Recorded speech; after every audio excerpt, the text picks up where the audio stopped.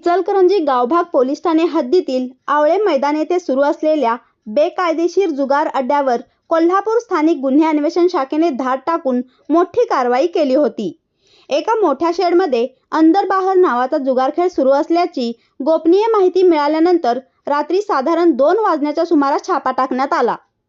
या कारवाईत तानाजी आवळे, ऋषिकेश यादव, युवराज मोडीकर यांच्यासह एकूण 34 आरोपी जुगार खेळताना आढळून आले। पोलिसांनी त्यांच्याकडून 5,91,000 रुपयांचा मुद्देमाल जप्त केला। या प्रकरणी भारतीय न्याय संहिता कलम 112 तसेच महाराष्ट्र जुगार कायदा कलम 4 व 5 अंतर्गत गुन्हा दाखल करण्यात आला। पोलिसांनी आरोपी क्रमांक 1 तानाजी आवळे राहणार इचलकरंजी यांच्यासाठी 4 दिवसांची पोलीस कोठडी मागितली होती। मात्र आरोपींच्या वतीने ॲडव्होकेट लाजिम दस्तगीर मुजावर यांनी माननीय न्यायालयात जोरदार युक्तिवाद करत संघटित गुन्हेगारीच्या तरतुदी या प्रकरणात लागू होत नसल्याचे स्पष्ट केले।